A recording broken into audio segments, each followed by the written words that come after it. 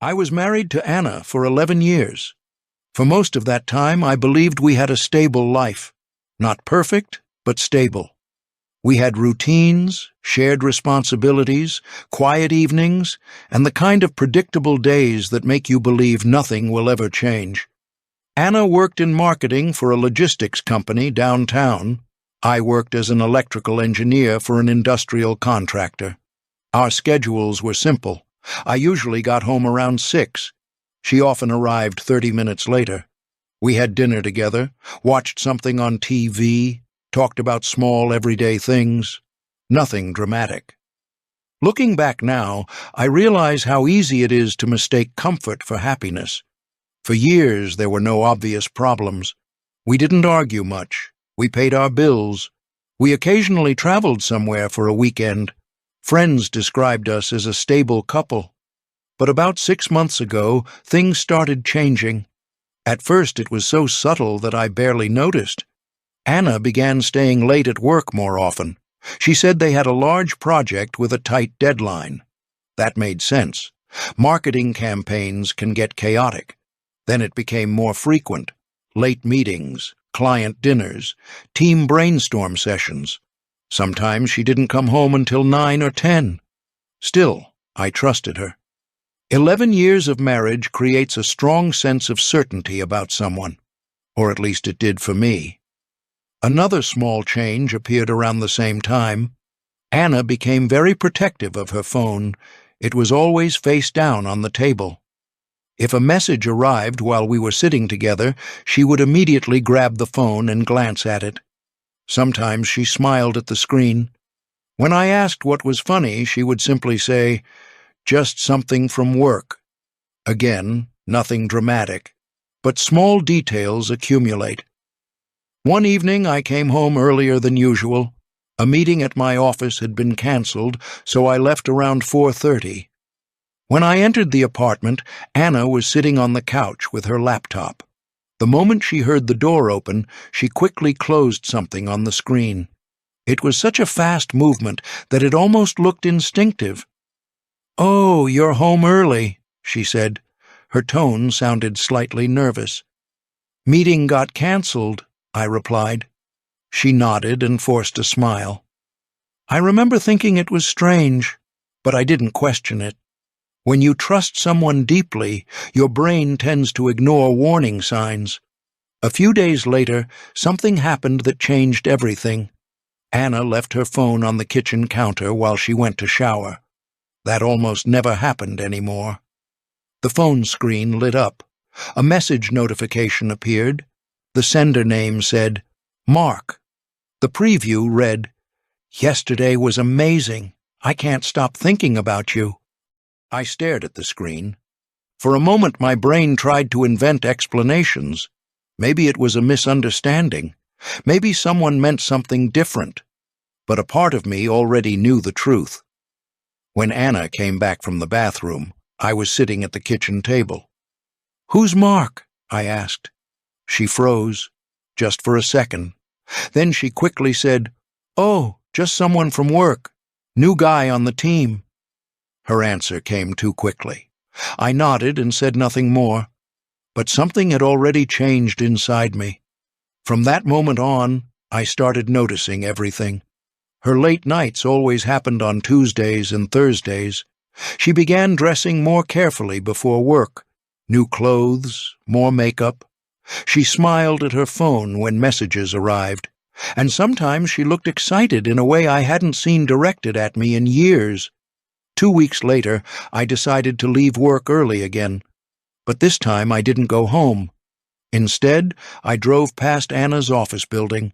Her car wasn't in the parking lot. That alone didn't prove anything. She might have been at a meeting, but something told me to wait. About 40 minutes later, I saw her car pull into a small restaurant parking lot 2 streets away. She wasn't alone. A man got out of the passenger seat. Tall, dark hair, around 35. They walked into the restaurant together. Through the large front window I could see them sitting at a table near the back. They were laughing. At one point she leaned closer and touched his arm. The gesture looked natural, comfortable. not like two co-workers, like two people who knew each other well. I sat in my car for almost an hour watching them. Strangely, I didn't feel anger, just a heavy, quiet feeling, like the ground under my life had slowly shifted without me noticing. Eventually, they left the restaurant. They stood near the car for a moment. Then they kissed.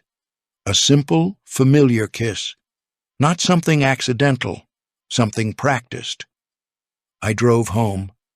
When Anna returned around 10, she said she had stayed late preparing a presentation. I simply nodded. "Sounds like a long day," I said. For the next 2 weeks I said nothing. Instead, I observed. And the more I observed, the clearer everything became. Anna had a second life.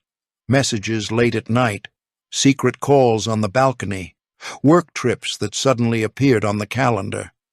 Then something unexpected happened.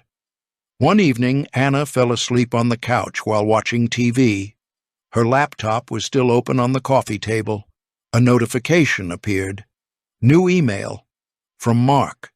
The subject line read, "About what you told him." My heart started beating faster. I opened the message. The email said, "I'm worried he might suspect something. If he finds out, this could get messy. Maybe we should slow things down." Below it was Anna's reply, "I don't think he knows. He's too trusting." I read that sentence 3 times. Too trusting. For 11 years I believed trust was the foundation of our marriage. Apparently, she saw it as something else, a weakness. The next evening I asked her to sit down with me at the kitchen table. She looked confused. "What's going on?" I slowly turned the laptop toward her. The email was still open. She read it. Her face lost color. For a long time she didn't say anything. Finally she whispered, "How long have you known?" "Long enough," I said. Immediately she started explaining. "It's not what you think. It was a mistake. It didn't mean anything. The usual phrases people say when they get caught." I listened quietly. Then I asked the only question that mattered. "How long?" She hesitated. 4 months. 4 months. 4 months of lies. 4 months of secret dinners and messages. 4 months of pretending everything was normal. "What were you planning?" I asked. She looked away. I didn't know what to do. That silence told me everything. She hadn't planned to stop. She had simply planned to keep lying. The strange thing is, I didn't feel explosive anger, just exhaustion, like a long story had reached its inevitable ending. "I think you should leave," I said. Her eyes widened. "You're not even willing to try to fix this?" I thought about the message again. He's too trusting. "No," I replied. She stood up and began pacing. "You're throwing away 11 years. I shook my head slowly. "No, you did that 4 months ago." She packed a suitcase that night, clothes, laptop, a few personal things. Before leaving, she stood near the door for a long moment. "You're making a mistake," she said quietly. Maybe. But at that moment I understood something clearly. Trust is not something you repair with explanations. It's something that disappears the moment someone decides to betray it. Anna left. The apartment became very quiet. I expected to feel devastated. Instead, I felt something unexpected. Relief. Because the worst part of betrayal isn't the truth. It's the months or years you spend living inside a lie without realizing it, and once the truth finally appears, at least the story becomes honest again. The next morning I woke up alone. For the first few seconds everything felt normal. Then I looked at the empty side of the bed and remembered. It was over. I made coffee, sat in silence, and looked around the apartment. 11 years of shared life were still everywhere. Her books on the shelf, her shoes by the door, her mug in the kitchen cabinet. It was strange how quickly a home can begin to feel like evidence. That afternoon, Anna texted me. I think we need to talk calmly. I stared at the message for a while before replying, There's nothing to talk about. A few minutes later, another message appeared. I made a mistake. Please don't end everything like this. I didn't answer, because that was the problem. She kept calling it a mistake. A mistake is forgetting an anniversary. A mistake is saying something cruel in an argument. A 4-month affair is not a mistake. It is a decision repeated over and over again. Over the next few days, she sent more messages, some apologetic, some defensive, some almost angry. One said, You were distant too. Another said, We both stopped trying. That part almost made me laugh, because even if it had been true, distance does not justify betrayal. Unhappiness can explain many things, but it does not excuse dishonesty. By the end of the week, I understood something else. I was not mourning only the end of a marriage. I was mourning the person I thought I had married.